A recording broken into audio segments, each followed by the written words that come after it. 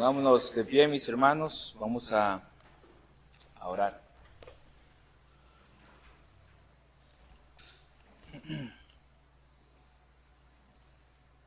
Señor y Dios, tú eres bueno y maravilloso y digno de ser alabado. Te damos gracias en esta hermosa mañana que has preparado para que tu iglesia venga aquí a adorarte. La predicación de su palabra, según su enseñanza en la Biblia, es la única que puede dar vida a los muertos. Por eso oramos, Señor, para que así sea en esta mañana, según tu voluntad, en las iglesias que se congregan en tu nombre para predicar la salvación que hay en Cristo Jesús. Mi Dios, tú enseñas en tu palabra lo hermoso y bello que es la iglesia. Y yo te pido, Señor, que en esta mañana podamos ser edificados en este tema y que podamos salir de aquí agradecidos, que podamos salir de aquí retados y animados a ver a tu iglesia como tú la ves. Que tú estés con el predicador, oh Señor, en esta mañana, con tu Espíritu Santo llenándole, que tú llenes también a tu iglesia, oh Señor, y que no hayan distracciones, que el enemigo no robe ninguna parte de la enseñanza, y que podamos de aquí, Señor, salir confortados, animados, fortalecidos, con el poder de tu palabra y de tu Espíritu Santo. Bendice a aquellos que hoy no están acá por razones justificadas. Hermana Carla, hermano Olger, hermana Yanina y Alberto. Y los que pudiendo estar acá no están, Señor, trata con ellos. Hay visitas también, Señor, que no están por razones de enfermedad. Ayúdales que también este mensaje pueda llegar a ellos, oh Dios, y ser retados. En Cristo Jesús oramos. Amén y amén. Mis hermanos pueden tomar asiento. Como les había comentado antes, el catecismo de Heidelberg tiene una pregunta muy hermosa, la cual es: ¿qué crees de la iglesia? Más específicamente, la pregunta es: ¿qué crees de la Santa Iglesia Católica? Cuando oímos el término católico, nos asombramos, nos asociamos, ¿verdad? Pensamos que, ¿qué va a decir el hermano? Eso, yo pensé que estaba en una iglesia cristiana, etcétera. Pero como ya hemos visto una y otra vez, el término católico quiere decir universal. La pregunta es: ¿qué crees de la Santa Iglesia Cristiana Católica? Entonces vamos a desarrollar el sermón basado en esta clase del catecismo de Heidelberg. Muy bien. Por lo tanto, mis hermanos, yo quiero que ustedes en su mente reflexionen en este momento con esa pregunta: ¿qué crees de la iglesia cristiana? ¿Qué crees de la iglesia de Cristo? ¿Qué debemos creer? Así se llama el sermón. ¿Qué debemos creer de la iglesia? Lamentablemente muchos podrán tener un buen concepto de la iglesia como tal, pero en su conducta la ven como un club social. Venimos para socializar, ¿verdad? Y muchos a veces ven de la iglesia un lugar para sacarle beneficio. Es donde puedo llevar a mis hijos para que le enseñen la religión cristiana, algo que yo no hago en casa, que la iglesia lo haga el domingo. A veces nos reclaman que aquí no hay espacio para niños, pero no entienden que nosotros queremos niños que sean salvos. Y para que el niño sea salvo debe escuchar el evangelio. ¿Por qué vamos a sacarlo del culto cuando es la predicación la que tiene el poder para salvar al niño? Entonces, no es un club social, no es un apoyo a la familia para que la familia se vea beneficiada para con sus hijos. No es un lugar para actividades psicosociales, es decir, recibir charlas de motivación, lo que está de nuevo, ¿verdad? El coaching. No es para venir a levantarle la autoestima a usted.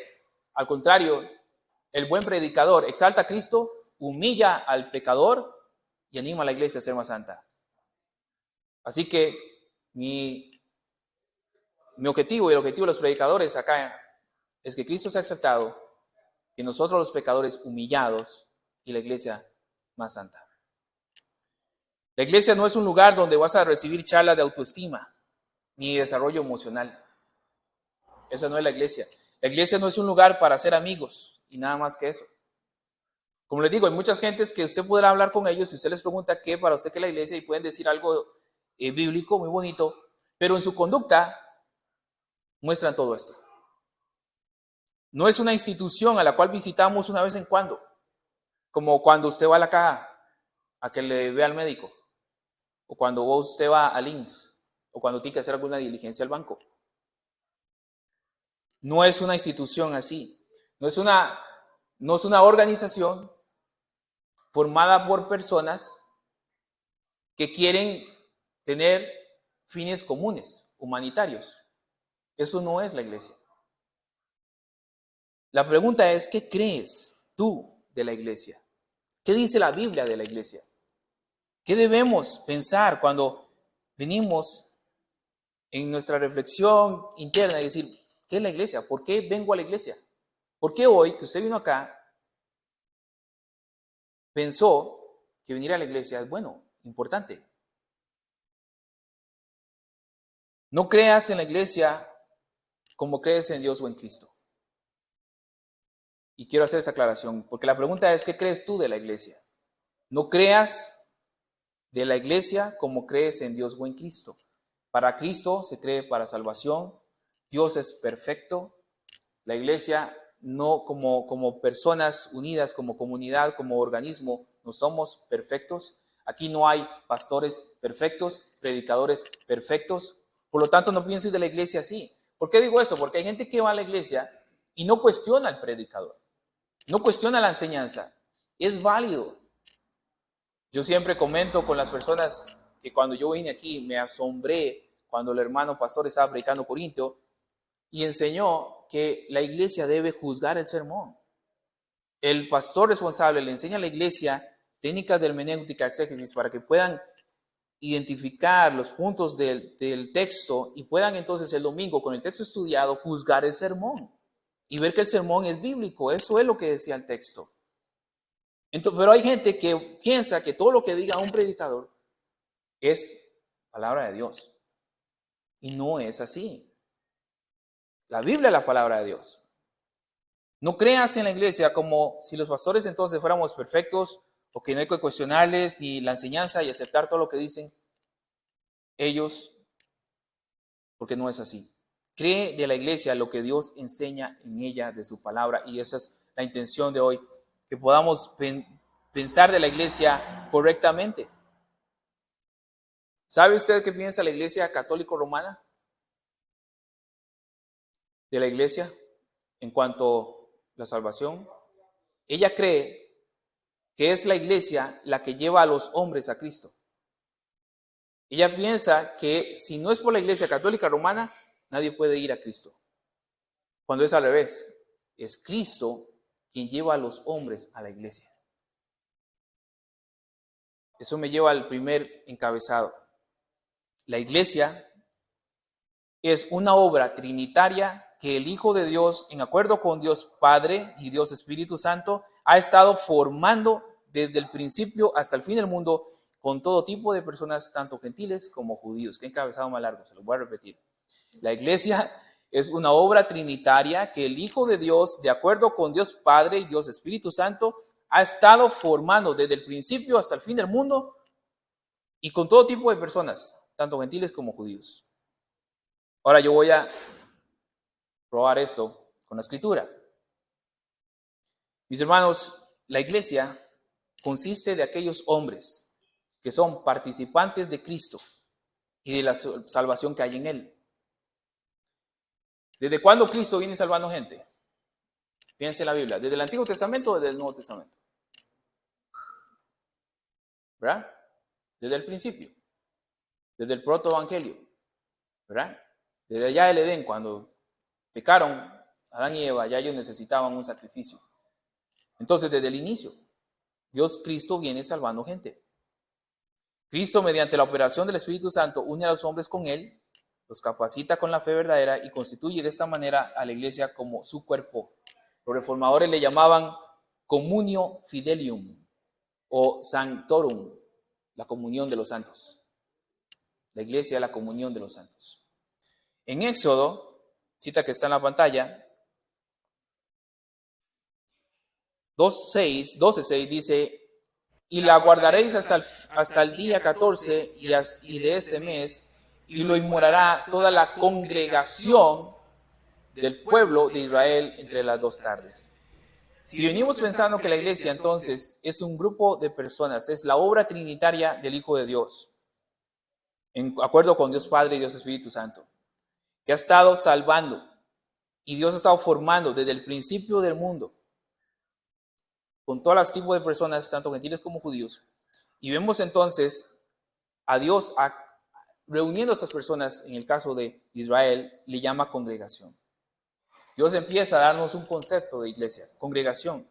El diccionario Vine habla de esta palabra congregación y dice lo siguiente: etimológicamente, este vocablo significaría una congregación de personas reunidas con algún propósito. Se asemeja en esto a los términos griegos sinagoga y eclesía, de los cuales provienen sinagoga y eclesía. En Éxodo 2:3 y en Éxodo 2:6, cuando usted va a la Septuaginta, que es la versión griega del Antiguo Testamento, de ahí viene ya desplegándose la palabra sinagoga o eclesía. En uso corriente se refiere a un grupo de personas. ¿Y sabe cuántas veces aparece en la Biblia, en el Antiguo Testamento? 140. El término es un sinónimo entonces de asamblea. Ahora mire lo que dice Berkov. En su sentido más amplio o más general, la palabra sirve para denotar el cuerpo entero a través de todo el mundo de aquellos que hacen una profesión externa de Cristo y se organizan con el propósito de adoración, bajo la dirección de oficiales designados para el caso. Este significado de la palabra se encuentra en lugar importante en la primera epístola de Corintios, pero también estaba así parecería presente en la mente de Pablo cuando escribió la carta a los Efesios. Aunque en aquella carta el énfasis está en la iglesia como un organismo espiritual. Por eso decimos que la iglesia es católica, porque es universal. Son personas salvadas por Cristo que están siendo formadas por Él, capacitadas por Él. Cada iglesia local viene a ser una... cuando usted va a un país y tiene una representación legal, se le llama una... Sí, somos una representación del reino en cada pueblo, ¿verdad? Se me fue la palabra. Embajada, gracias. Somos la embajada. Cada iglesia local es una embajada de Dios, ¿verdad? Así como en cada país, los países tienen embajadas. Cada iglesia local es una embajada que representa un mismo reino. ¿Sí? Nosotros somos heraldos del rey. Hay un rey que tiene en naciones, en pueblos, embajadas.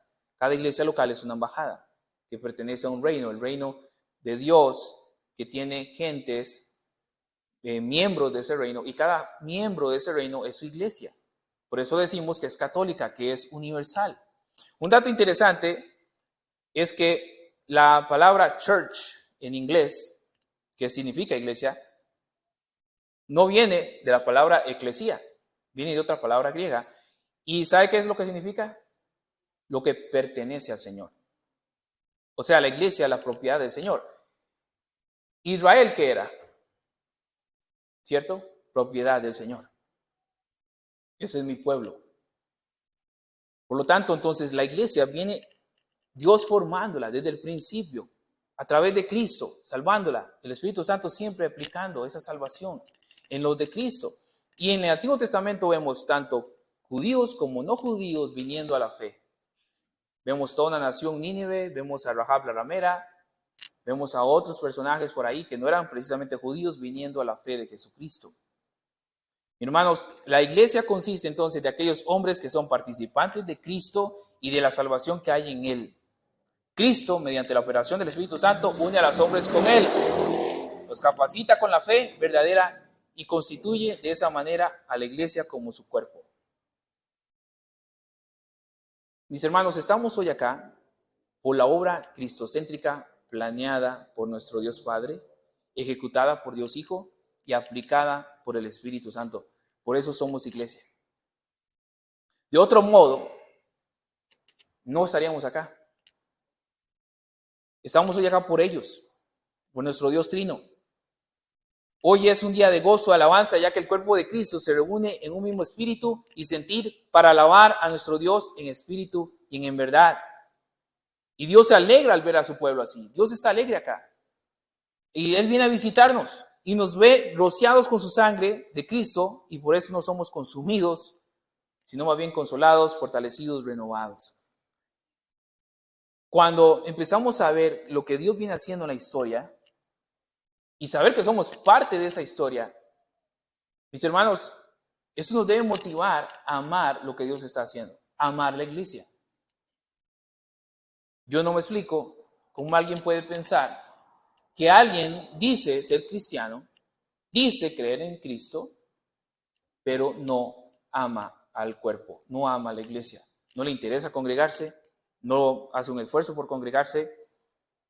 Es triste que Dios muchas veces les facilite tanto congregarse a alguien, ¿verdad?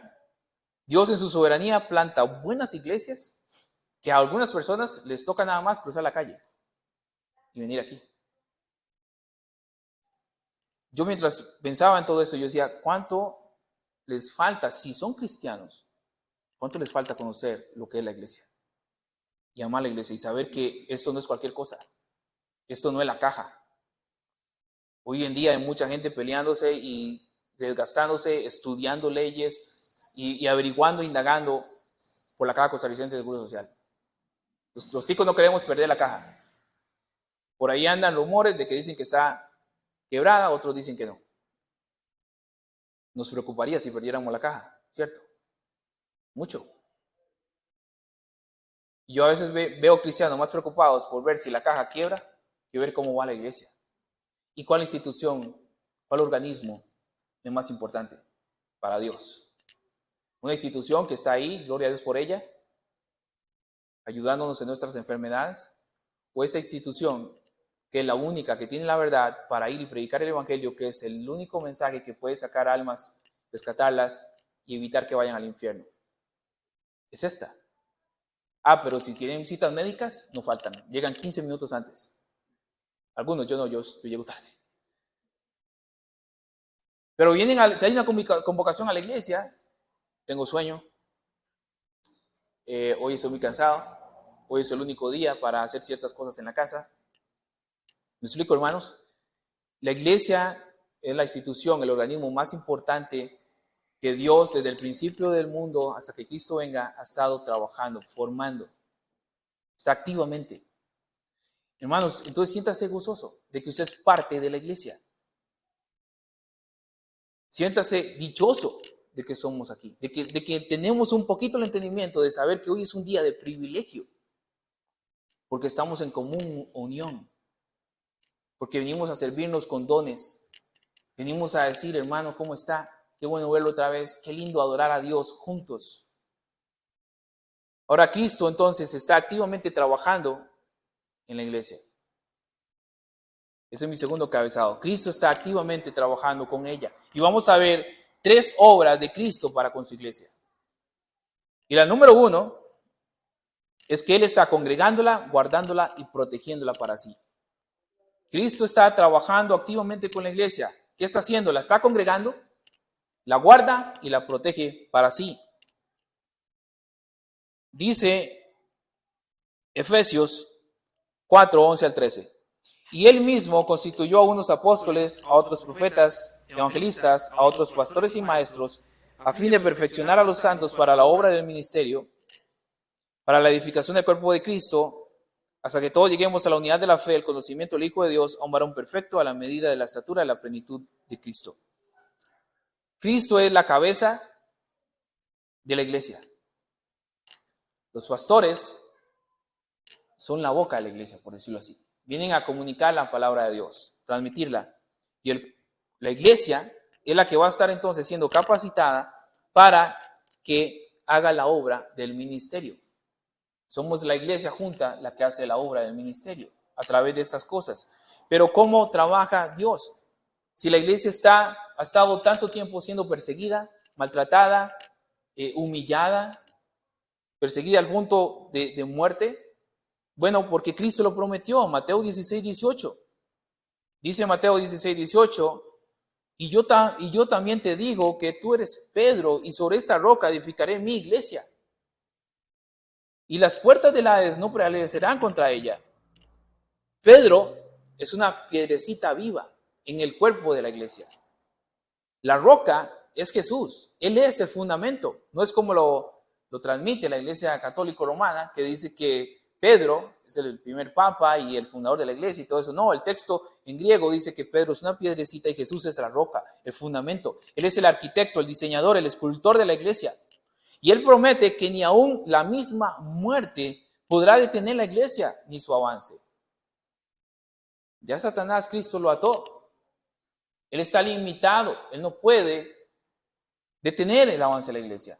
Lo ha intentado, trayendo persecuciones a lo largo de la historia, queriendo derribarla con el enemigo más grande, que es la muerte, pero ese enemigo ya no está en su poder. Cristo lo derrotó. Durante siglos la iglesia avanza, la iglesia ha dado constancia de esta verdad, lo que también nos asegura entonces, por lo tanto, si hay iglesias hoy en día, hoy en el año 2023, y después de que Cristo la estableció allá en su ministerio hace más de 2000 años, entonces eso asegura, por lo tanto, que Él es fiel en guardar la iglesia y que la iglesia va a permanecer hasta que Él regrese. La iglesia va a estar de pie, predicando el evangelio, hasta que Él regrese. Punto. ¿Por qué? Porque Él la congrega, Él la guarda y Él la protege. Ni las puertas del Hades van a prevalecer en contra de ella. La iglesia va a continuar. Nuestro sueño, mis hermanos, debe ser, por lo tanto, orar por la iglesia, trabajar a favor de ella, para que cuando Cristo venga, Él encuentre la iglesia bautista reformada de Grecia. ¿Cuántos les gustaría eso? No sabemos cuándo Él va a venir. Supongamos que Él viene en 40 años y que en 40 años, si Dios nos da vida, podamos estar celebrando 40 años de iglesia y que Cristo venga. Pero si Él viene en 100 años, nosotros, mis hermanos, que hemos, con la ayuda del Señor, empezar estos primeros años en esta iglesia, poder tener y formar más discípulos, más pastores, más diáconos, y que cuando Cristo venga, la iglesia esté. La iglesia bautista reformada de Grecia aún exista. Y si nos apoyamos en esta promesa, así va a ser. Si le seamos fieles al Señor. Por lo tanto, Él está trabajando y es que Él lo prometió. Él congrega a la iglesia, Él la guarda y la protege para sí. Por eso decíamos antes, si alguien viene a la iglesia es porque el Espíritu Santo lo trajo. Si alguien quiere ser parte de la iglesia, esperamos, confiamos que es el Espíritu Santo quien está poniendo ese sentir en ellos para ser también parte de este cuerpo hermoso y ser entonces una piedra viva. Entonces hemos visto que Cristo congrega, guarda y protege la iglesia para sí por medio también, esa segunda característica de Él o las obras de Cristo, que Él lo hace por medio de su Espíritu y su palabra. Dice Isaías 59, 21, hablando del pacto. Y este será mi pacto con ellos, dijo Jehová. ¿Cuál? Mire el texto. El espíritu mío que está sobre ti y mis palabras que puse en tu boca. No faltarán de tu boca, ni de tu boca, ni de la boca de tus hijos, ni de la boca de tus hijos, dijo Jehová, desde ahora y para siempre. ¿Con quién hizo el pacto? Dios. En primera instancia, recuerde que es Isaías. En primera instancia, Dios está haciendo un pacto con Israel. ¿Pero a quién se le aplica? en el Nuevo Testamento ese pacto. ¿A quién nos dio Dios ahora el Espíritu Santo? A la iglesia. ¿Y la iglesia con quién comienza a ser formada? ¿Con gentiles o judíos? Con israelitas. Y luego, a la luz de la historia, se unen gentiles. De modo que la iglesia siempre ha sido un cuerpo de israelitas y gentiles, a quienes Dios nos dio su palabra y su espíritu. Entonces Él está congregando, guardando y protegiendo a su iglesia por medio de su Espíritu Santo y su palabra, porque así Él lo prometió. Él lo hace. Por eso estamos acá, recibiendo palabra, buscando su espíritu. Dios prometió su presencia por medio de su espíritu a los que entran en este pacto de gracia, prometido desde el Antiguo Testamento y explicado con más claridad en el Nuevo Testamento. Y como ya lo dije, entran judíos y entran gentiles. Apocalipsis 5, 9 al 10 dice que Él ha comprado para sí un pueblo de toda lengua, pueblo y nación. Y es el Espíritu Santo y su palabra la que hace que andemos, y esto me lleva al tercer obra que hace Jesús, que andemos entonces en la unidad de la fe verdadera. En la unidad de la fe verdadera, dice Efesios 4, del 3 al 5, solícitos en guardar la unidad del Espíritu en el vínculo de la paz. Un cuerpo, un espíritu, como fuisteis también llamados a una misma esperanza de vuestra vocación, un Señor, una fe, un bautismo. Cristo nos esfuerza, nos ayuda a hacer todo lo posible para mantenernos enlazados mediante la paz. Ahora el texto, note que el texto dice un cuerpo. Un cuerpo. Cristo no tiene dos cuerpos. La gente que dice y está empeñada en orar y en ofrendar y en seguir las noticias de Israel, no entienden que Cristo solo tiene un cuerpo. Dios no tiene dos cuerpos, Israel y la iglesia. Dios no tiene dos novias, dos esposas, Dios tiene una novia, una esposa. Y tanto Israel como los gentiles unidos en este pacto de gracia que Dios hizo, somos ambos en la iglesia la niña de los ojos de Dios. Dios no tiene dos pueblos, es uno formado de gente de diferentes lenguas, pueblos y naciones a quienes Él soberanamente ha llamado a una misma esperanza gloriosa para el futuro. Y como ahí dice bien, es una fe, un conjunto de doctrinas que nos han sido dadas en la Escritura. De manera, hermanos, que es así como Cristo sigue trabajando en nosotros. ¿Qué Él ha hecho? Nos congrega, guarda, protege para sí, por su Espíritu y su palabra, y hace que entonces estemos en una unidad y en una verdadera doctrina, una verdadera fe. Hermano, la iglesia es la mejor obra de arte de Dios. No hay nada que se le compare a la iglesia. Y muchos la menosprecian, sin darse cuenta que están menospreciando el trabajo más importante de Cristo para con los habitantes de la tierra. La iglesia, el trabajo más importante que Cristo está haciendo para los habitantes de la tierra. Somos un regalo para la tierra. La iglesia. Y la iglesia la gente no lo sabe, la gente nos desprecia, nos tiene como locos, como insensatos. ¿Cómo van a estar madrugando? Y ya va a llover y hay que rico quedarse en la cama. Y esa gente allá y vea con ese calor. Pero no se dan cuenta que nosotros somos un regalo. Que no son nuestras oraciones las que van sosteniendo un país, a las familias, a las instituciones. Y lo duro de esto, o sea, el mundo piensa así. A mí lo que me da tristeza y dolor es ver personas que no toman en serio la iglesia.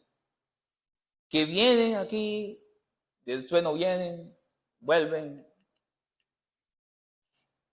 pero no entienden lo que es la iglesia. No están valorándola, no entienden que es Cristo trabajando en nosotros. Cristo está trabajando.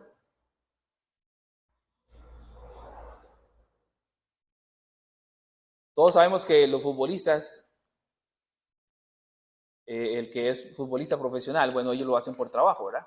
Ellos no lo hacen como por hobby, como lo hace el pastor Diego de vez en cuando, con nuestros hijos. No, y para ellos es un trabajo.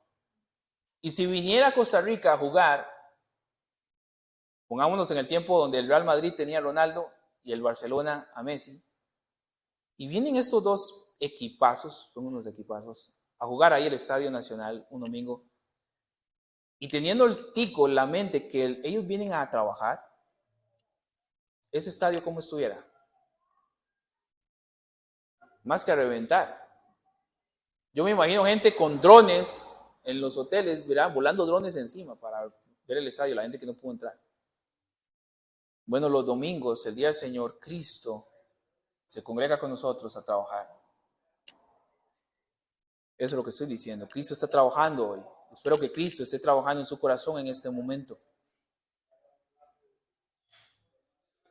Hoy es un día en que muchos dicen, muchos cristianos dicen, y no me estoy refiriendo a los que hoy no vinieron por razones justificadas, pero se quedaron durmiendo en sus casas.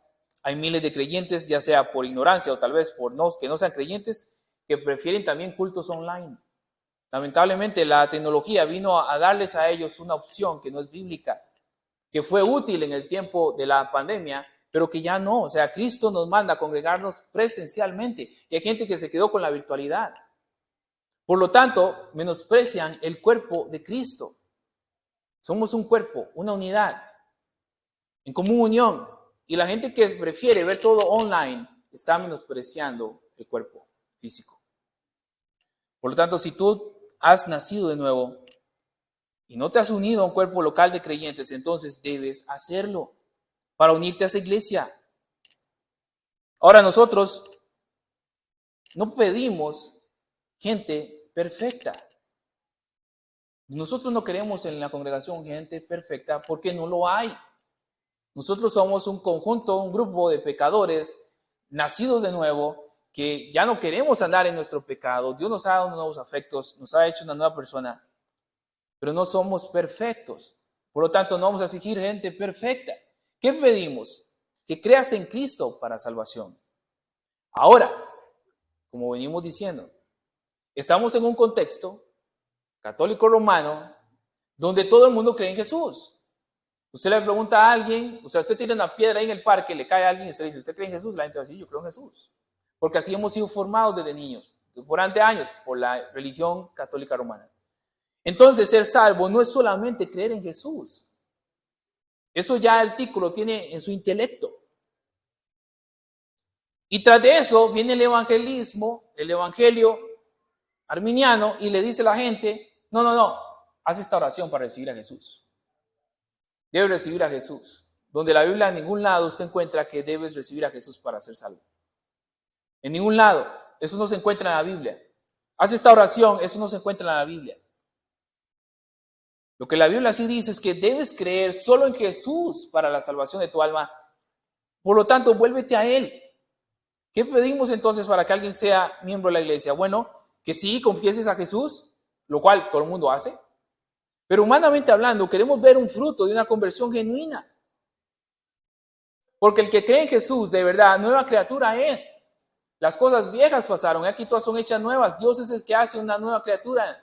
Por lo tanto, la iglesia debe ser responsable en admitir miembros que realmente sean piedras vivas que vienen a ser parte del templo vivo de Dios. Las profesiones de fe se las lleva el viento, mas el fruto del Espíritu sale a relucir y va en aumento. Escuche bien, las profesiones de fe se las lleva el viento, mas el fruto del Espíritu sale a relucir y va en aumento. Y eso es lo que a nosotros nos interesa. Ver personas que dicen, no, yo creo en Jesús, ok. ¿Y crees en Jesús? Muy bien. Jesús enseña en su palabra que hay que santificar el día de reposo. ¿Y cuál es ese día de reposo? El día del Señor, el domingo. Sí, pero es que los domingos yo tengo X y Y cosas que hacer. Entonces, ¿crees en Jesús o no? Porque si crees en Jesús, te sujetas a Jesús. Si crees en Jesús, te sujetas a Jesús. Si no crees en Jesús y no te sujetas a Jesús, en el fondo no crees en Jesús.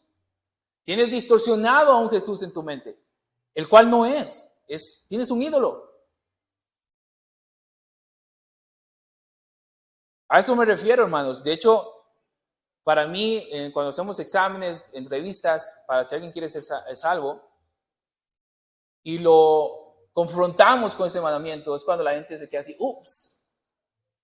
Pero en esa iglesia el congregarse es serio. Sí, el congregarse es serio porque la Biblia lo enseña muy seriamente. Es un mandamiento que no está en la ley civil de Israel. Es un mandamiento que no está en la ley sacerdotal de Israel. Es un mandamiento que está en el decálogo, en los 10 mandamientos.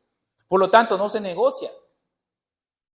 Es igual de pecaminoso no congregarse como el adulterio, como el robo, como el secuestro.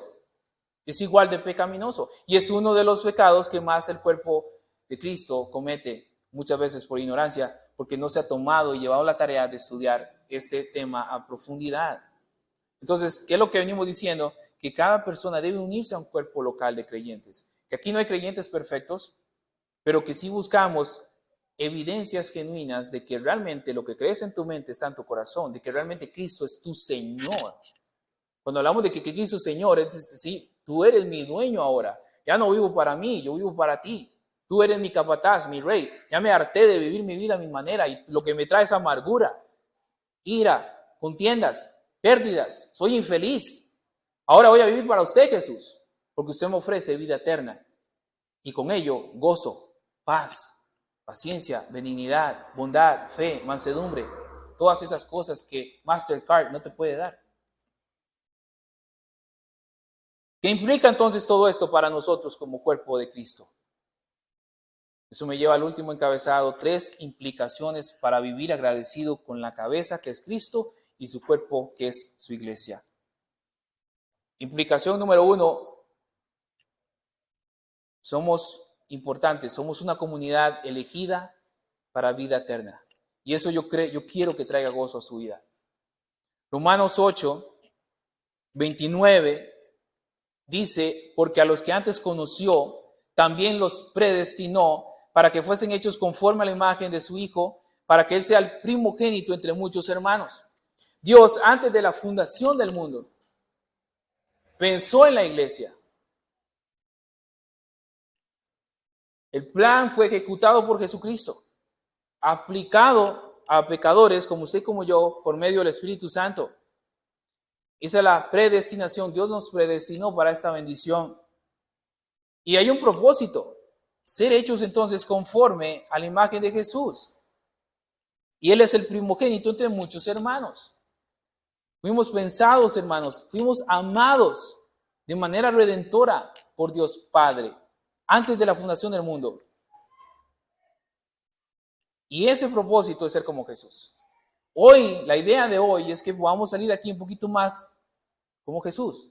Y Jesús amó tanto a la iglesia que fue y se entregó por ella al punto más humillante de morir en la cruz, desnudo, humillado, lacerado, había perdido su forma humana, porque amó tanto a la iglesia que ahí cargó los pecados de la iglesia y con su sangre la perdonó. Nosotros ya Cristo nos ve como una iglesia sin mancha, sin mácula, sin arruga, perfecta, hermosa. Así ya Cristo nos ve. Es el ya, pero todavía no, en un sentido final. Así Cristo nos ve, hermanos. Cristo ve la iglesia ya bellísima, hermosa, perfecta. Y nos está perfeccionando. ¿Cómo no debemos amarla? La iglesia, aquí, hermanos, este es el taller del maestro. Es aquí donde nos capacitamos para seguir en construcción. Aún Dios no ha terminado con nosotros. ¿Cómo no entonces vivir gozosos en comunidad con la iglesia?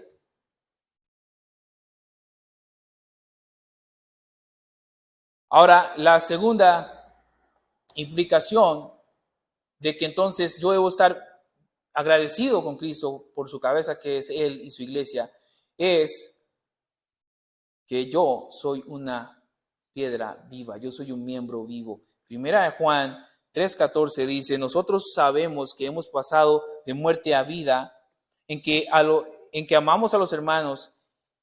El que no ama a su hermano permanece en muerte. Cuando yo soy miembro de la iglesia, yo debo estar consciente de que yo estoy espiritualmente vivo. Ya no estaba muerto en mis delitos y pecados. ¿Y cómo sé que estoy vivo? Porque amo a los hermanos. Por eso la lección de hoy va de la mano, ¿recuerdan? La comunión. Yo sé que soy cristiano porque anhelo tener comunión con la iglesia. Si yo desprecio la iglesia, si yo no me interesa congregarme, no lo veo como una necesidad, no me siento mal si no voy.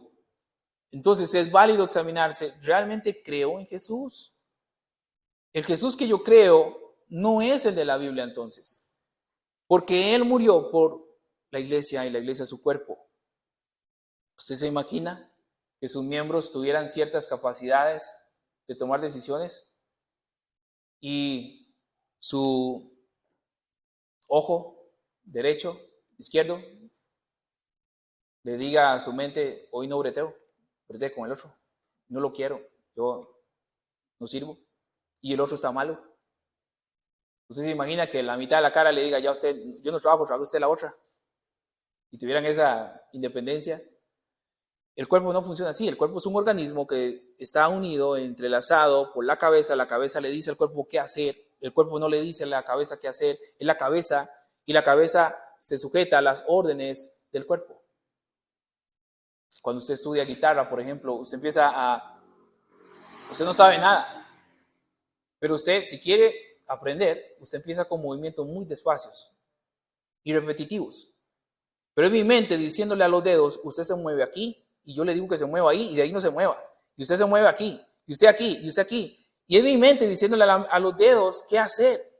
Una y otra vez, una y otra vez, una y otra vez, hasta que ellos lo memorizan, y ya se vuelve automático, y ya yo ya saben hacer un acorde. Los dedos no hacen lo que ellos quieran. El que dice que ha nacido de nuevo, se va a sujetar a la cabeza. Y aunque le cueste, y aunque sea algo repetitivo, y a veces flaqueamos, pero llega el punto en que uno dice, ya lo entendí, Señor, no vuelvo a faltar a la iglesia. Nosotros antes no entendíamos el día del Señor.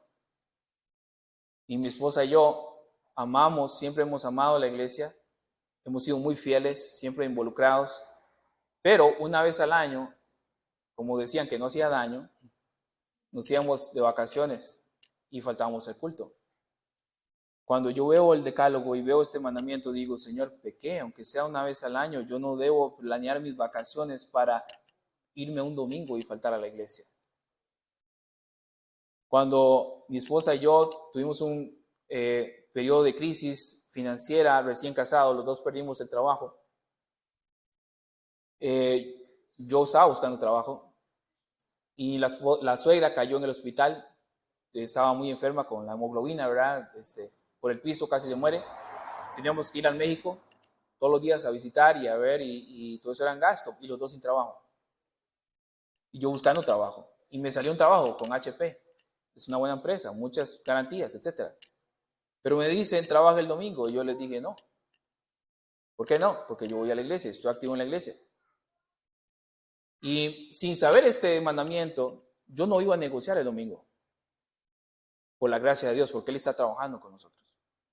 Para testimonio y gloria a Dios, ese mismo día, una persona en la entrevista me dijo, vaya a tal lugar. Ahí están contratando. Era de camino, yo tomé un bus, me bajé ahí, apliqué. Ahí mismo, mi misma tarde apliqué, la misma tarde me entrevistaron y me dieron trabajo. El trabajo que hasta hoy día tengo. Estamos cumpliendo 12 años, ¿verdad?, de aniversario, y yo también 12 años de aniversario con la misma empresa. Soy un hombre muy estable. Dios es fiel, mis hermanos, y Él nos da luz a nuestra vida de que si somos piedras vivas, si hemos nacido nuevo, amamos a los hermanos. Es lo que dice Juan ahí, amamos a los hermanos, amamos la iglesia. Si alguien dice estar vivo, o sea, creer en Jesús de verdad, y no ama al cuerpo, no está vivo.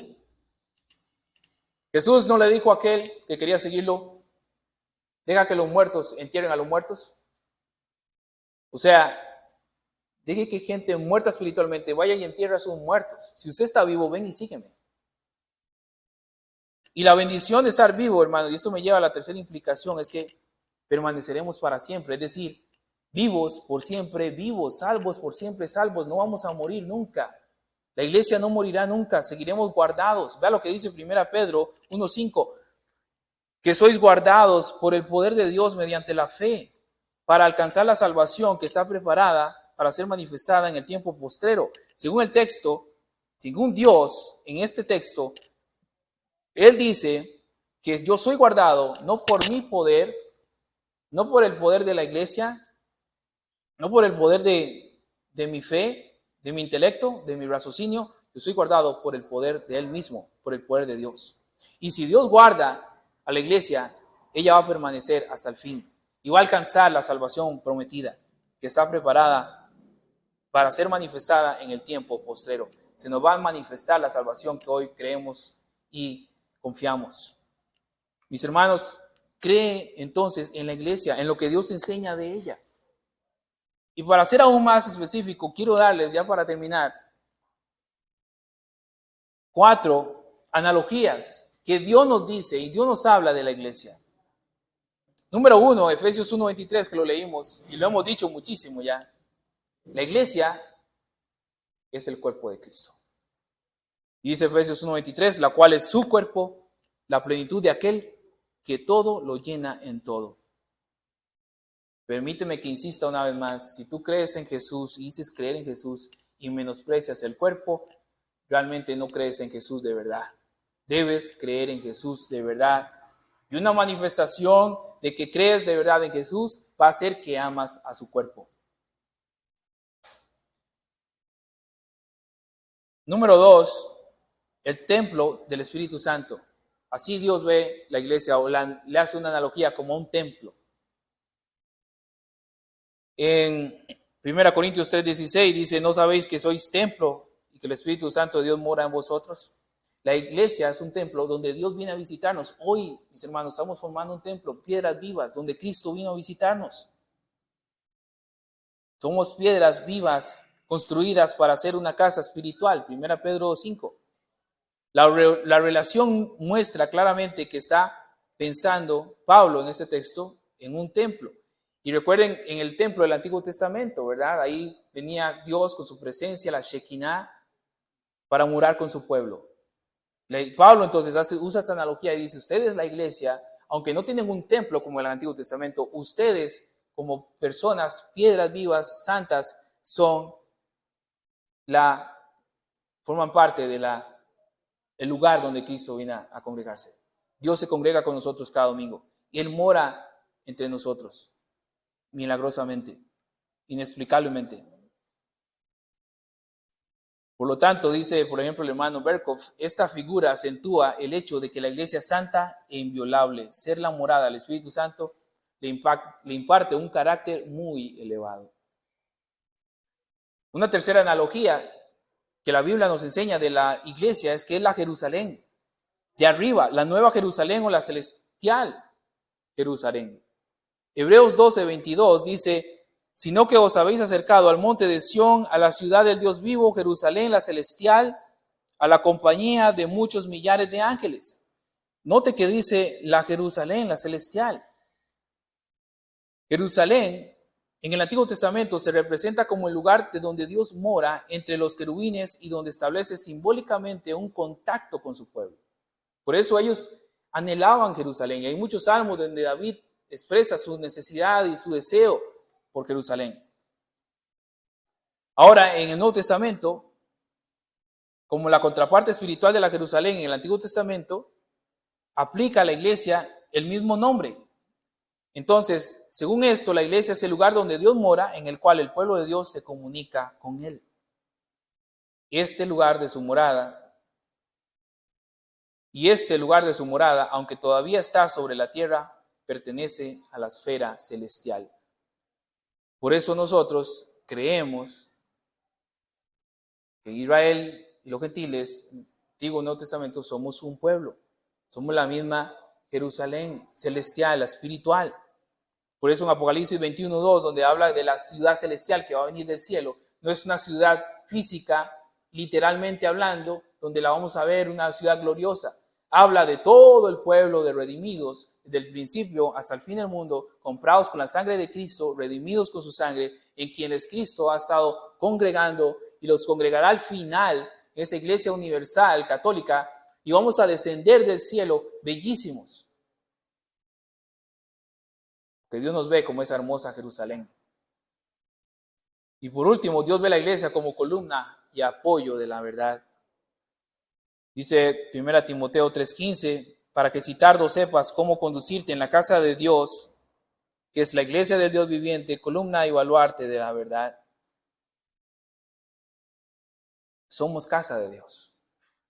Como ya hemos dicho muchas veces, la casa de Dios no son las paredes. Ya hemos cambiado paredes 2 veces. La casa de Dios somos nosotros, las piedras vivas. Y dice la Escritura que, dice Pablo, le dice a Timoteo, ella es columna y baluarte de la verdad. Ella es columna y baluarte de la verdad. Y habla a la iglesia en general y por tanto se aplica también a cada una de sus embajadas locales. La figura expresa el hecho de que la iglesia es guardiana, ciudadela y defensa de la verdad en contra de todos los enemigos del reino. Y sabe, yo vuelvo al inicio, al comentario de la Iglesia Católica Romana. Ella piensa que es la iglesia la que lleva a la gente a Cristo. Pero mis hermanos, es Cristo quien el que está llevando a la gente a la iglesia. Es Cristo quien está formando la iglesia. Es Cristo quien fue a comprar la iglesia con su sangre. Y es su Espíritu Santo quien está ahorita obrando a través de su iglesia para que muchos crean de verdad en Jesús y vengan a ser parte de este hermoso trabajo que Cristo está haciendo en la vida de pecadores como usted y como yo.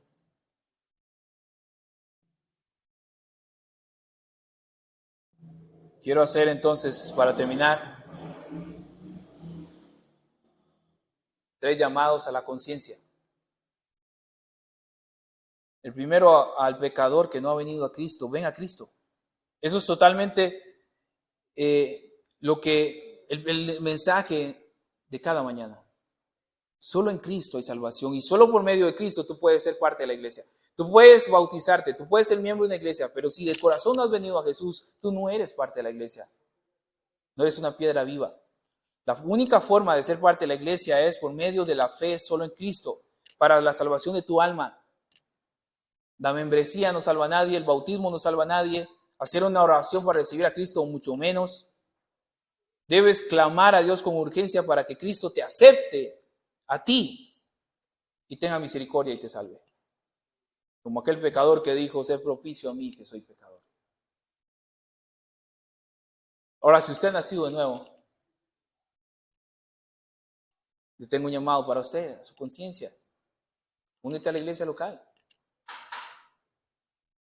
Y nosotros miembros, hermanos, oremos, amémonos, estemos muy agradecidos con Dios por habernos hecho parte de la iglesia. Amémosla, oremos por ella, santifiquémonos, esforcémonos para hacer, hasta desgastarnos si es necesario, por ella. Hermanos, la iglesia es santa. Es decir, Dios nos ha separado de la masa de personas, eligiéndonos y consagrándonos para sí.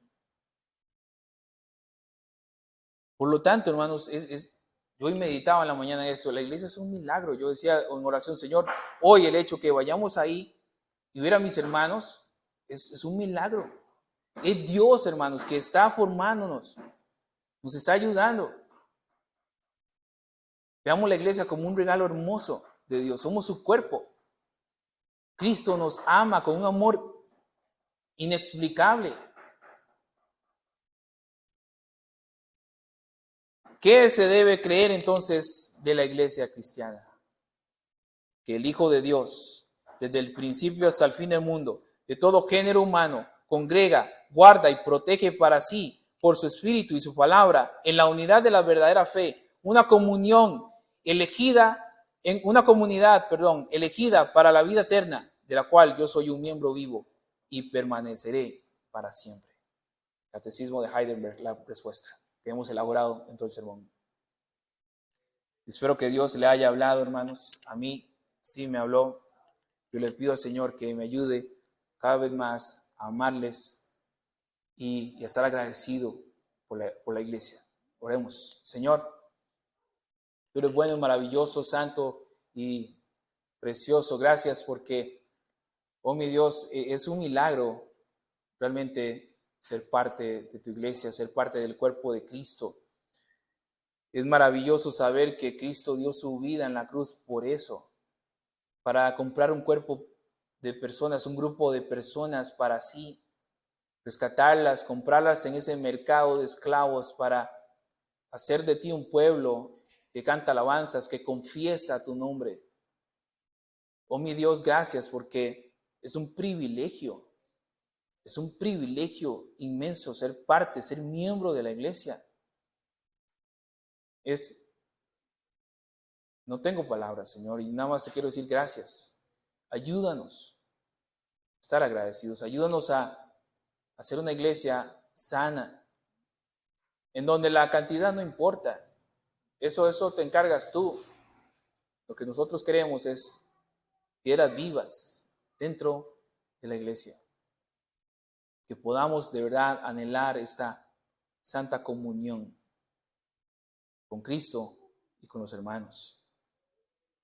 Si alguien no ha nacido nuevo, Señor, convéncele con tu Espíritu Santo de pecado, justicia y juicio.